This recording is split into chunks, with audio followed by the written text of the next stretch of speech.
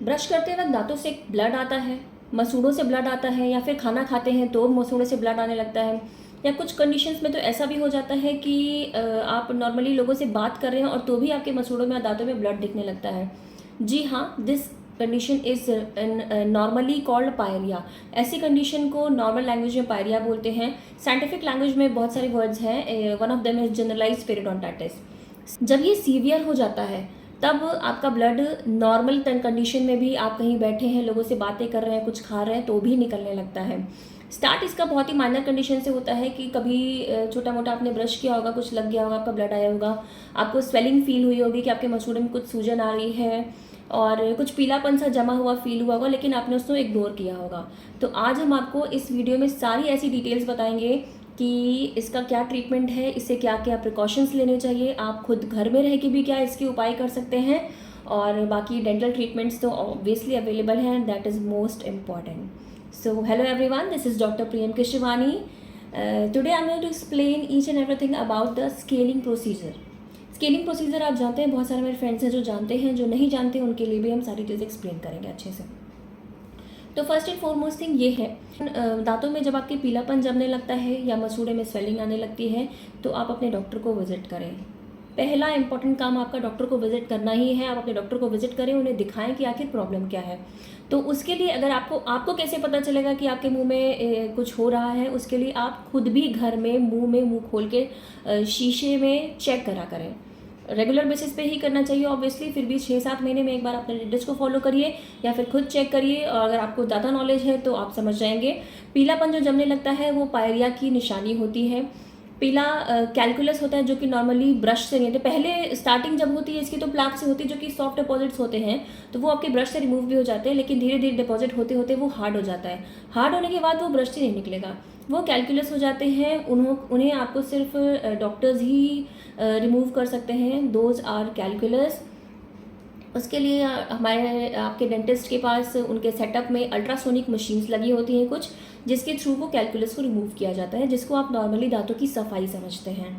अब दांतों की सफाई के बहुत सारे मिथ्स हैं। लोग ये सोचते हैं कि दांत हिलने लगेंगे, ढीले हो जाएंगे, गिर जाएंगे, या फिर दांत घिस जाएंगे, ऊपर की लेयर घिस जाएगी।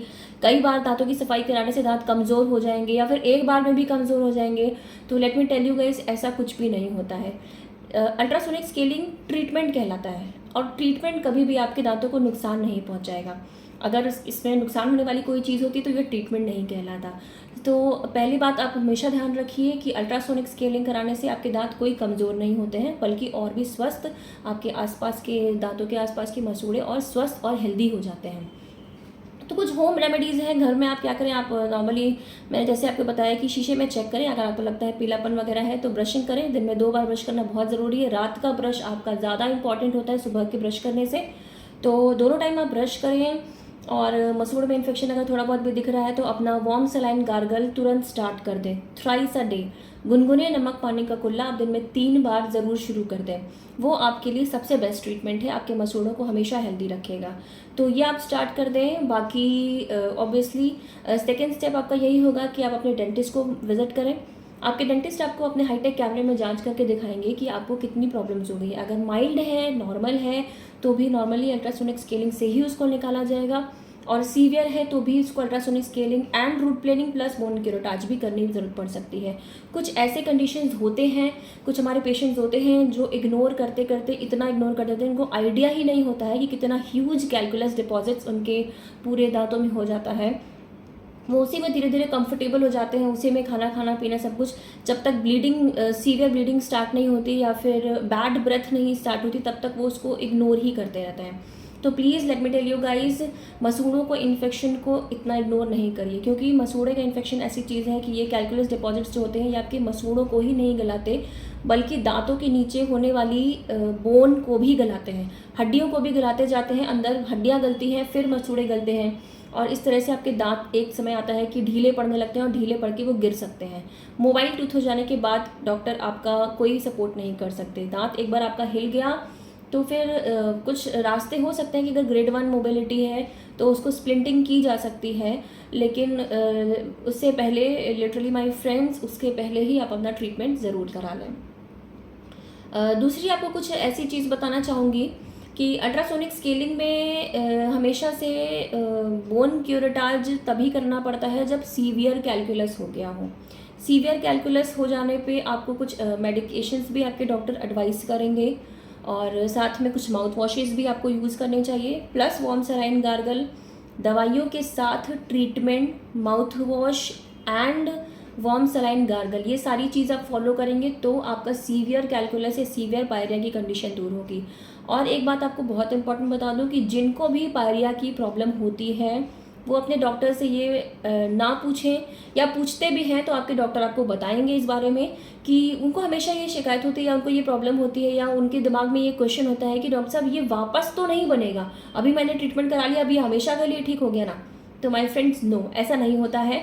जिनको भी पायरिया होती है उनको रिकरेंट होने की चांसेस बहुत ही सीवियर होती है, और स्पेशली जेनेटिक केसेस में तो पॉसिबिलिटी 100% होती है कि वो रिकर होगा। तो अपने रिकरिंग पायरिया या रिकरिंग पेरिडोंटाइटिस के केस से बचने के लिए 6-7 महीने में एक बार अपने डेंटिस्ट को फॉलो करिए। आप अपने डेंटिस्ट के पास जाएं, उनके पास चेकअप कराएं, उनको दिखाएं कि आपकी जो भी कंडीशन है, अगर नॉर्मली थोड़े मोड़े भी कैलकुलस बन रहे होंगे तो वो एक स्मूथ माइल्ड स्केलिंग करके वो रिमूव कर देंगे, इतना सीवियर होने नहीं पाएगा। हाँ, दूसरा एक सवाल होता है कि स्केलिंग कराने के बाद दांत कमज़ोर पड़ जाते हैं। तो दांत कमज़ोर नहीं पड़ते हैं माय फ्रेंड्स। एक्चुअली में क्या होता है कि जो कैलकुलस आपने इतना डिपॉजिट कर लिया है इग्नोरेंस की वजह से, तो वो कैलकुलस ही आपके दांतों के आसपास की हड्डियों को और मसूड़ों को गलाता जाता है और काफ़ी नीचे लेवल तक लेकर आता है, हॉरिजॉन्टल बोन लॉस भी कर देता है ये कैलकुलस। दांत के आसपास की सारी हड्डियां गल चुकी होती हैं और कैलकुलस एक ह्यूज डिपॉजिट है जो कि दांतों के चारों तरफ लगा हुआ होता है। तो जिस दिन भी आप स्केलिंग कराते हैं तो वो सारे डिपॉजिट्स को निकाल के हटा दिया जाता है। तो थोड़ा सा आपको फ्रीनेस, थोड़ा खुला खुला सा, और आपको फील होता है कि आपके दांत हिलने लगे हैं, but this is not because of scaling. ये स्केलिंग की वजह से नहीं हिलते हैं।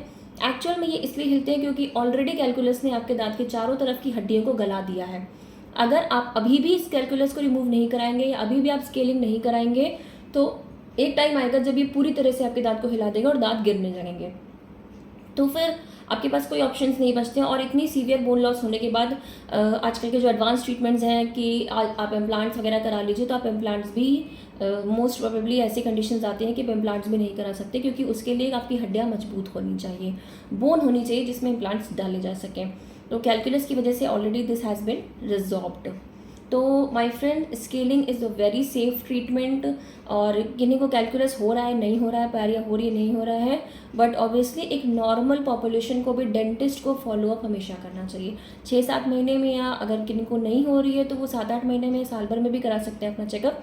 पर जिनको पायरिया की प्रॉब्लम है वो कम से कम 6 महीने में तो अपना एक फॉलोअप ज़रूर करा लें, एक हाईटेक कैमरे में स्कैनिंग अपनी ज़रूर करा लें, चेकअप करा लें। अगर थोड़ा भी बन रहा है तो उसको रिमूव करा लें। आप जो पायरिया की प्रॉब्लम होती है उसमें एग्जैक्टली सिम्टम्स क्या आते हैं? उसमें सिम्टम्स ऐसे आते हैं कि पेशेंट को बैड ब्रेथ की प्रॉब्लम होगी, वो किसी से बात करेंगे तो सामने वाले को स्मेल आएगी, या समटाइम्स ऐसा भी होता है कि पेशेंट को खुद भी लगता है कि उनके माउथ में बहुत ही ज़्यादा बैड स्मेल आ रही है, या उनको थोड़ा सा हैवीनेस फील होगा मसूड़े में, उनके मसूड़े स्वेलिंग एकदम सूजे हुए दिखेंगे, रेडनेस बहुत ही ज़्यादा होगी, और पीलापन तो जमा ही होगा। पीलापन, दांत के अलावा एक पीली लेयर पूरी जम चुकी होगी दांत के ऊपर। तो ये सारी कंडीशंस अगर आपको दिख रही हैं, ब्लड निकल रहा है मसूड़ों से, ये कंडीशंस अगर आपको दिख रही हैं तो my friends, obviously this is a pyorrhoea case. Pyorrhoea हो गया है आपको, आप अपने डॉक्टर के पास जाएं और उनका ट्रीटमेंट कराएं। बाकी this is very safe treatment, बहुत ही सेफ होता है। सबको अपने डेंटल चेकअप को एक सीरियस लेवल पे लेना ही चाहिए, एक अवेयरनेस होनी चाहिए, क्योंकि स्टार्टिंग में अगर आपने मिस कर दिया तो इग्नोरेंस बढ़ती जाएगी तो कैविटीज़, आपके पायरिया एंड वेरियस थिंग्स बढ़ती जाएंगी, और जैसे जैसे आपकी कंडीशंस ख़राब होती जाएंगी वैसे वैसे आपके ट्रीटमेंट चार्जेस भी बढ़ते जाएंगे। तो कम प्रॉब्लम्स में कम चार्जेस में अपना ट्रीटमेंट करा लें, वो आपके लिए ज़्यादा बेटर ऑप्शन होगा। सो अगर आपको मेरी ये वीडियो पसंद आई है, अगर आपको इस वीडियो से काफ़ी जानकारी मिली है स्केलिंग के बारे में, तो please subscribe my channel and like the video and press the bell icon. So thank you so much.